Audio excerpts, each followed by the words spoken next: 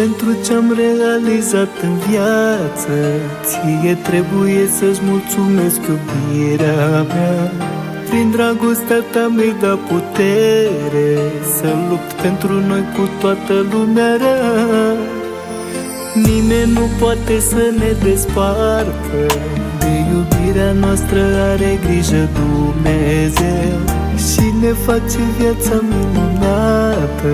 Tot El ne ferește dragostea de rău. Te iubesc cum nimeni n-a mai iubit pe pământ. Numai Tu, iubire, mi-ocup fiecare gând. Și Tu mă iubești la fel de mult și n-ai să poți din viața ta, iubire, să mă scoți. Te iubesc cum nimeni n-a mai iubit pe pământ.